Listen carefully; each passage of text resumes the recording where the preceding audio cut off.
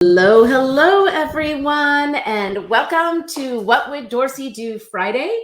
I am Dorcy Pruter, the CEO and founder of the Conscious Co-Parenting Institute, and I'm excited that you're here with me today. I am excited to be back. I wasn't here last Friday. I was out of town at a conference, and it's exciting to be back here live with you. Today, we're going to dive into the topic of resilience, and I want to talk to you about really three powerful resiliency skills that you really need to foster a healthy relationship or rebuild relationship skills with anyone. And really, these resiliency skills are important skills that you will need to really help you get through all areas of your life and really strengthen your ability to reunite with your children, your ability to reconnect with your parents, the ability to strengthen really any relationship that you have. So there's a bunch of resiliency skills, but today I really want to talk about three skills that we teach here that really focus on moving your life and your goals forward. And most people that we work with are struggling in a parent-child relationship, and we work with both the children and the parents. And my goal here in today's What Would Dorcy Do is to talk to you about the things that I would do when I'm struggling with a disconnect in a relationship, and the top three resiliency skills that I implement and that we teach parents and children to implement to really move out of chaos into cooperation. So out of conflict into cooperation and connection. And the three skills that we're really going to dive into today are really understanding resiliency. So really the benefits of strengthening your resilience and putting these skills into practice, and then really developing your emotional regulation skills. So we're going to talk a little bit about positive and negative emotions today, and how to allow negative emotions to come through but not control you, and then to increase positive emotions. And then the third thing I'll talk to you today about is really taking responsibility and what that really looks like. So when we learn to live a life of 100% responsible 100% of the time, we shift out of the victim mindset. And we've seen a lot in the alliance a lot lately, but really all over social media and really all over media, the victim mindset and people complaining that that they're not choosing their experiences, that they're victims to this family dynamic, that the court doesn't understand, and all these things outside of you, all these things outside of you go to the place of blame. And remember that blame has an inverse relationship with responsibility and accountability. Blame is the projection of anger. And so when we're blaming, we're putting everything outside of us, and we aren't able to shift things because we feel powerless and out of control. So I want to shift how you're viewing your situation, whether you're a child, whether you're a parent, however, wherever you are in this family dynamic, how you can be 100% responsible 100% of the time, and really implementing these resiliency skills and really understanding it so you can shift your situation and evolve in your relationship. So again, we're going to talk a lot about resiliency, about emotional regulation, and we're going to talk about responsibility today. Those are the three things that I want to really dive into with you today as it applies to this family dynamic when you're experiencing an emotional cutoff, either as a parent or a child. And life doesn't get easier or more forgiving. We get stronger and more resilient. And the truth is, the more you implement these things that I'm teaching, the easier it is to do them. And you have to be asking yourself, or a lot of people do, is it possible to change the way that we react to negative circumstances? And what are the best skills to develop in order to really improve resiliency? And you can develop certain skills to really help you maintain enthusiasm while you're moving from one opportunity or a negative experience to another.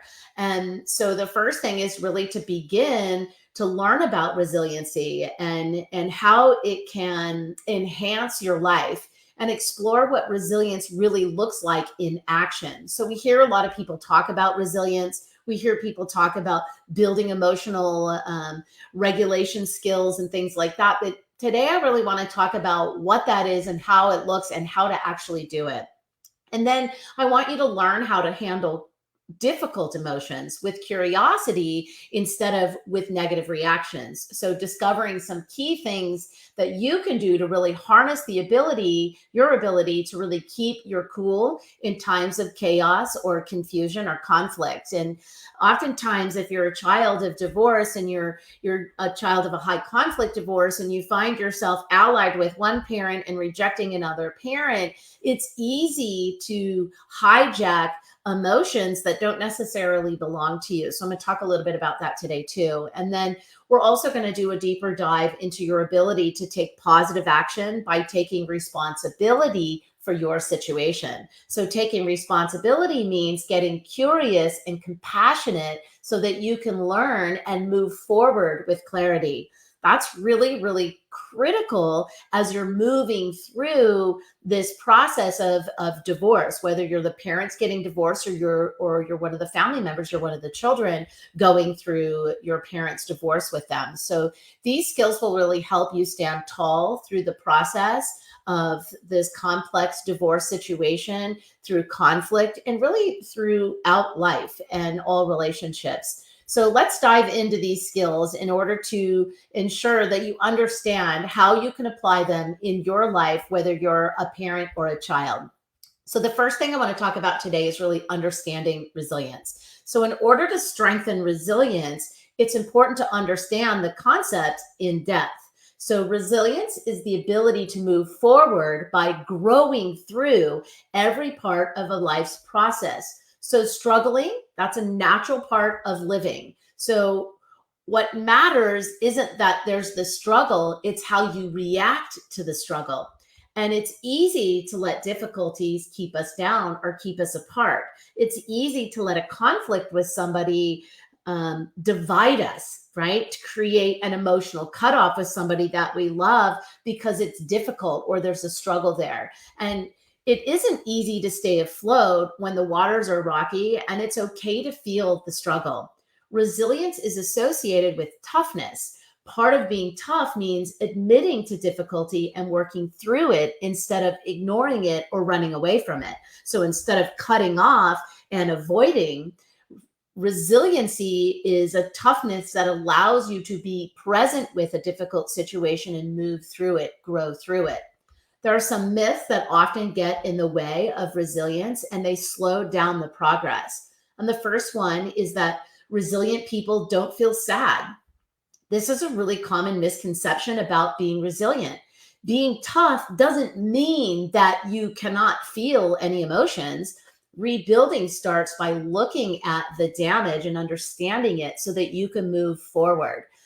The second myth is that resilient people don't take breaks. This myth is false because sustainability of your lifestyle is one of the utmost important things that you can experience when you're resilient. And that means structuring your time to include self-care. It's not easy to stay consistent with considering yourself when you have so much going on, especially if you're a kid and your parents are getting divorced. Sometimes their emotions are unmanaged and you're trying to regulate your parents and one or both of them. And so sometimes it's hard to stay afloat and focused on self-care.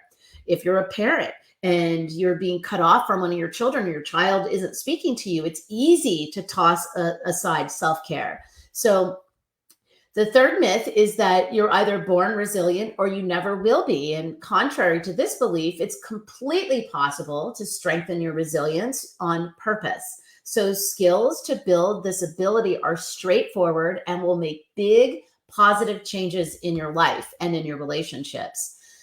The fourth myth is that if you're not resilient, it only means that you have a bad attitude.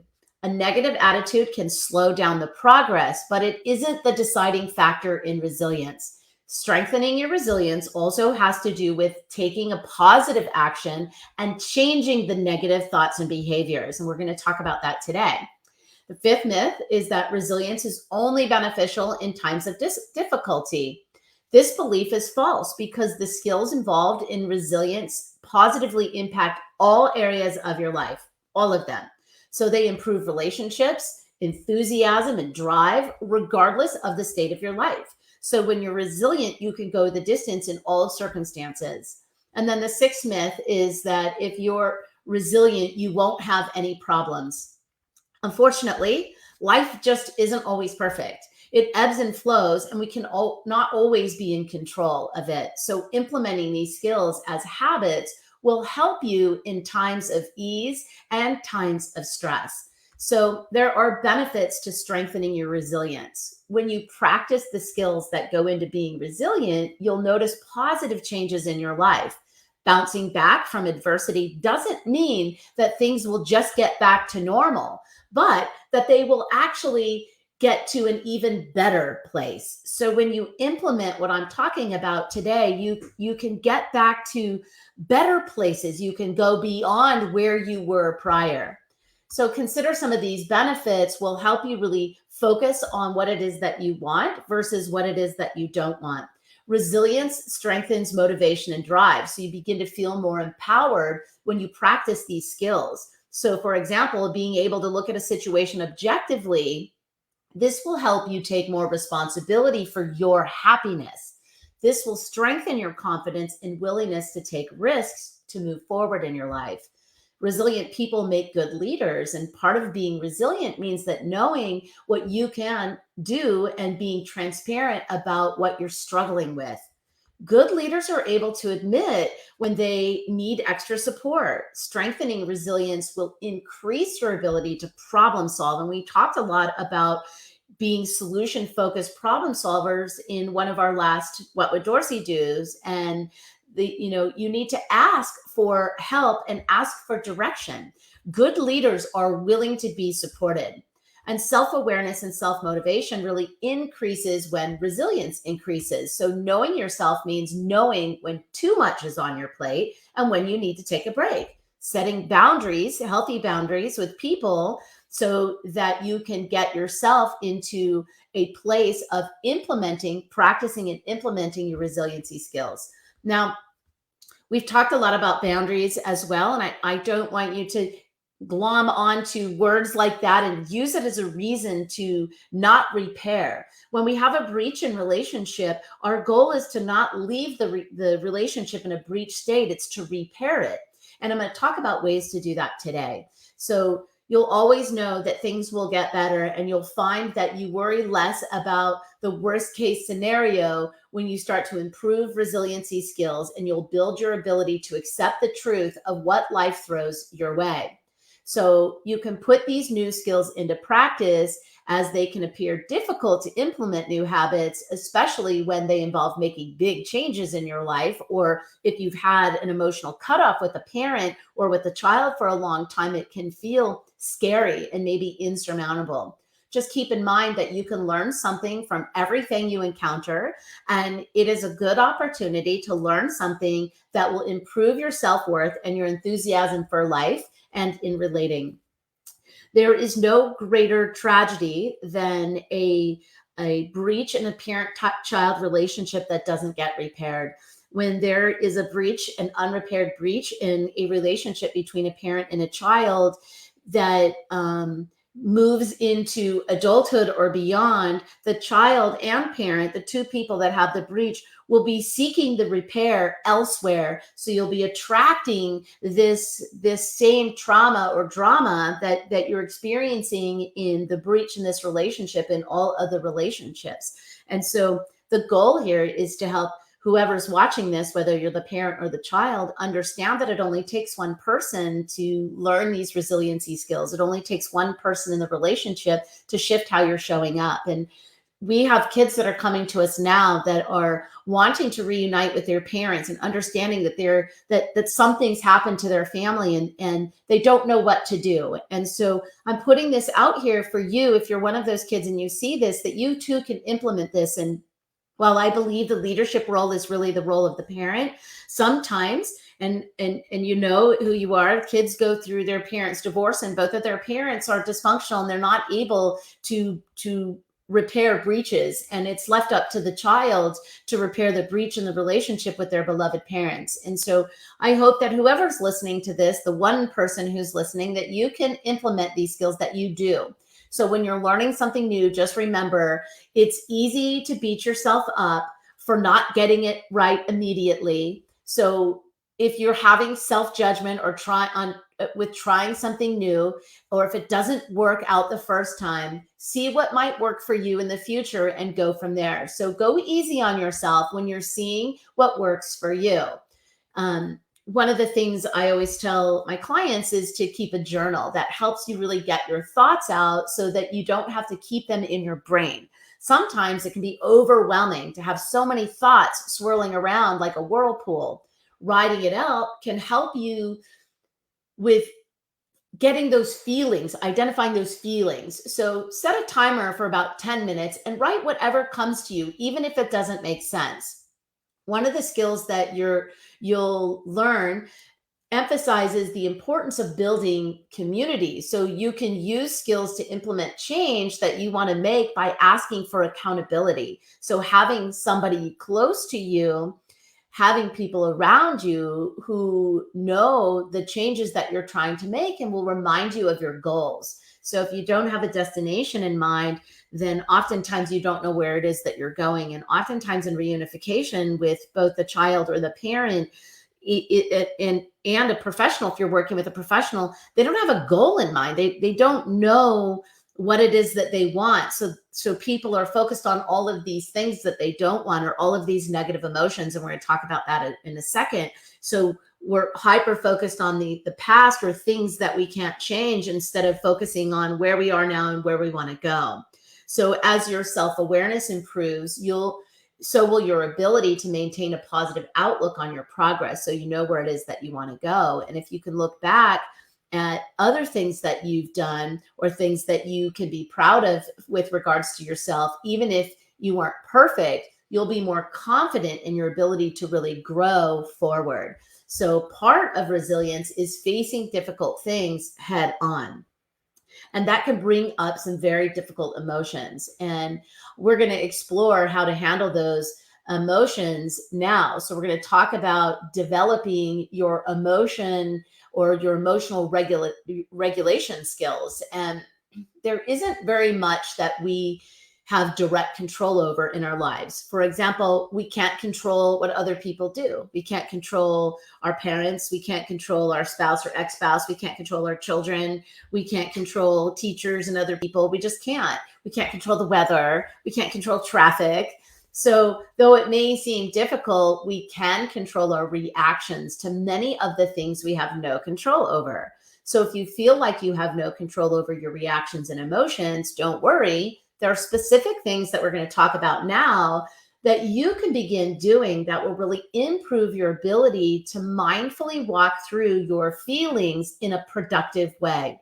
And I find that a lot of people that we work with, both children and parents alike, have a difficult time identifying their feelings and their emotions. And so they don't know how to regulate them. So having the ability to regulate emotions means responding to all levels of emotional situations in ways that really help you rather than hurt you. So the development of this skill will really lead to more resilience by providing a way to feel emotions without letting them control your behavior.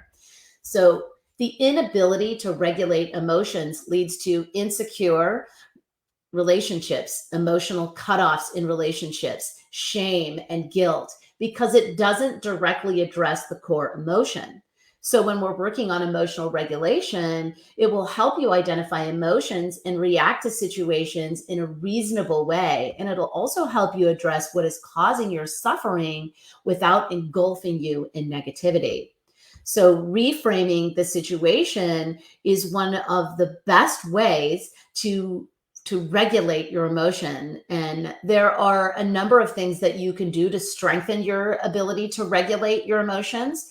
And a great way is really to begin this practice by implementing a concept called cognitive reappraisal.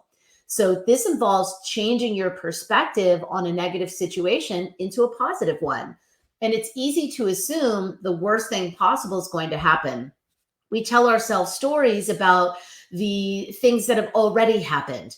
If we had a fight with our parent, then now we're not speaking to that parent. Maybe our parents are divorced, and our one parent is agreeing with our side of why we fought with the other parent, and they think that they agree with you that you shouldn't be talking to that other parent, or that parent needs to fix things. And now all of a sudden there's a breach in this relationship. We tell ourselves stories about that, and that creates a larger crevasse, right? A bigger breach in the relationship. Maybe our child treated us poorly and they were rude and disrespectful to us. And so we've created a narrative about that, of needing something from them. And maybe we got a funny look from somebody at graduation and we created a story about that. So what the future holds for us oftentimes is based on the story we put in our head about the experiences of what everything means. And so it creates massive breaches in relationships that we can't seem to repair because we don't understand the emotionality of it on our side or the other person's side. And it's easy to wonder what the next unfortunate thing will be because of our spinning in our story of the negative emotionality of the situation. And so this habit really creates unnecessary suffering, and it frequently leads to further negative emotions rather than good ones. And it's impossible to mind read, and we cannot tell the future. So by attempting to do so, more frustration comes in and it's difficult to handle. Instead, we look at the situation objectively to consider other scenarios would allow us to build a bridge or repair in the breach in a relationship. But when we spin in the negative stuff, that's all we see. So then we start looking for confirmatory bias. We start looking for reasons to justify our negative emotions. So imagine you're having dinner, let's say, with a parent, and your parent gives you a look that seems like they're frustrated or annoyed with you. Immediately, your mind may start racing to the possible things that could be wrong. Maybe you play through everything that you've said or done that could have caused your parent to look at you that way. So now you're in your head about it. So if you believe these negative things so much, you'll notice heightened negative emotions and a poor attitude. Thoughts begin to flood you, and your behavior may be influenced by that.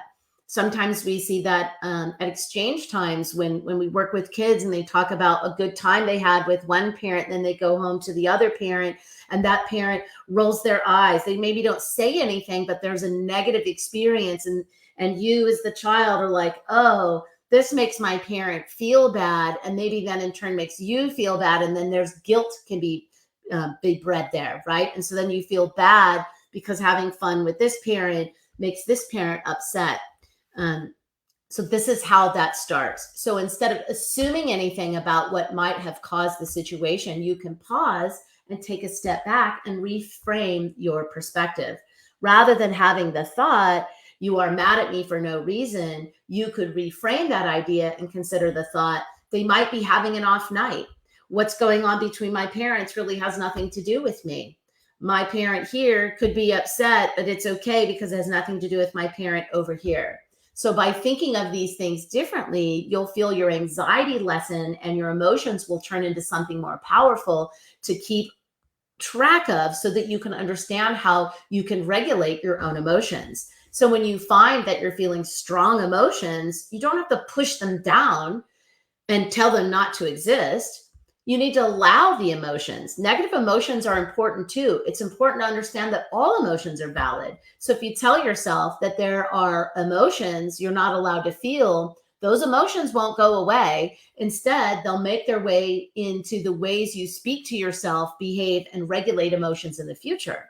And so if you can practice accepting your emotions, you'll notice that it's easier to feel them.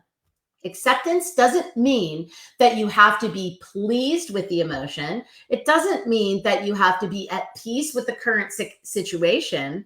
Accepting your emotions just simply means that you're acknowledging the truth of what you're actually feeling. So rather than trying to push down your emotions, it helps if you can label them instead. So you can label what you're feeling as an emotion, then you can say to yourself, right now I'm feeling angry. Right now I'm feeling confused. Right now I'm feeling hurt. And you'll notice a new separateness begin to form where the emotion doesn't feel so much like it's controlling you. And it isn't always easy to acknowledge your emotions and not do anything in reaction to them. Also, emotions are contagious. So sometimes we can't separate our emotions from the emotions of our parents. Or as parents, we can't separate the emotions of our children because emotions are contagious and the mirroring neurons are volleying those back and forth. And so practicing this mindfulness exercise will really allow you to understand what belongs to you and what belongs to another person. And it isn't always easy to acknowledge that. But it is important that one way to develop this skill further is really to practice this mindfulness skill. And it'll help you to sit with your feelings rather than react to them. So when we practice mindfulness skills of emotional regulation, one of those things can be just observing your breathing. So you can set a timer for like 3 minutes and simply become aware of how you breathe. You don't need to breathe in a certain way or force yourself to think of anything in particular. If you can just spend time simply noticing your breath, you'll really begin to feel calm. And when your mind wanders, just go back to noticing your breath. And then maybe spend 10 minutes coloring. Whether or not you consider yourself creative, it doesn't matter. Coloring in a coloring book is a great way to focus in on one thing instead of getting swallowed up by your emotions. A lot of people play instruments, whether you want to learn an instrument or you play one already. Just sitting down and creating music is a really great way to practice mindfulness. It's also helpful to write songs that can help you process the emotions in a creative way. Getting outside is a path to mindfulness. So when you do this, do it with intention. Walk outside with the intention to simply notice. Observe your surroundings and name things that you see, hear, or smell. And then visualize your emotions floating by like clouds or like leaves or like a slow stream running by. Close your eyes and imagine a beautiful place that is serene and comforting. Next, imagine an animal or an object gently passing by and place one of your emotions on each of those different things and watch that emotion peacefully float onward. Mindfulness really helps to tether us to the present moment. This skill or these skills build resilience and they enhance your quality of life. So doing these things daily really strengthens your brain function and reminds you of good coping skills in the future. I want to talk a little bit about increasing positive emotions. So whether you're in a time of distress or a time of peacefulness, it's important to have positive experiences. Sometimes we get lost in the hustle and bustle of life, of the complex custody situation, maybe the conflict in your parents or the conflict in your divorce, and we forget to have fun on purpose. And by doing things to have a good time, you're setting yourself up for success in the future. So having positive memories helps give hope when times are difficult. So if you're struggling trying to do something you previously enjoyed, give yourself permission to have a nice time, even if things feel like they're falling apart around you. This is one of the things that we talk to about kids that are going into supervised parenting time or parenting time with a parent they haven't seen in a while. We always remind children that you can give yourself permission to have a good time. Maybe bring a game or something you enjoy doing. You can increase positive emotions by doing things that you enjoy. You can watch your favorite stand-up comedy with a parent, or you can maybe go on a hike with that parent, or maybe cook something or enjoy a meal that you guys really enjoy. So if you can't think of anything you like, start by going on a walk or a hike or just sitting and playing a game. So something that is positive. Practicing gratitude also brings positivity, even when it's hard to stay positive. Making gratitude or a list of gratitude each day, you can see what happens with your attitude. you don't have to come up with grand things to be grateful for. If you like the pen, right? I like this pen. I came in the mail for free and I'm grateful for it because I actually like the way it writes. So if you like that, be grateful for that. If you're having a bad day and you can't think of anything, practice being grateful for the oxygen or your pet or your favorite meal or maybe your favorite chair, your favorite shirt. You can change your current outlook by balancing your negative thoughts with some positive thoughts. So if you're thinking, I'll never understand this, you can replace that thought with, I'm excited to keep learning. This offers a shift in perspective that will help with tolerating emotional distress. So for those of you that maybe you're watching this and you're being forced, to have parenting time with a parent and you're struggling because you haven't had time with that parent and you're feeling overwhelmed or anxious, these are all things that you can do to manage your emotional distress and get excited and shift your perspective about changing from negative and fear and anxiety to positive and connection and building the bridge. Repairing a breach in a relationship with a parent is a critical component to growing up. And oftentimes we're going to have conflict with our parents. It happens in every relationship, good, bad, or indifferent. And it's important that we learn to repair those breaches so that we do that in relationships as we get older.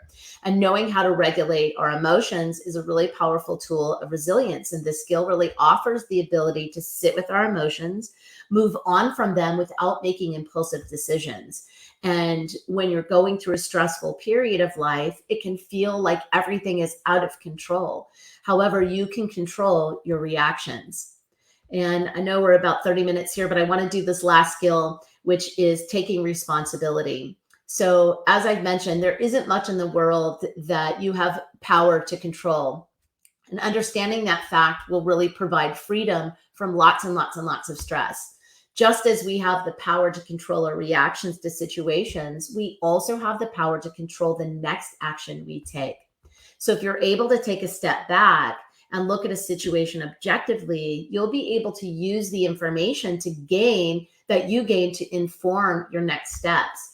And it takes humility to look at a situation and see what you could do differently. Every situation is an opportunity to learn more about yourself. So you can look at yourself while taking a step back to understand with compassion. You'll be able to make a wise, well-informed decision in the future.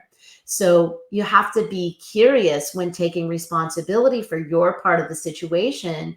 That'll help you to take charge of your life. So when you're able to look at your life and to take a look at your role in it, you can realize how you have the power to overcome.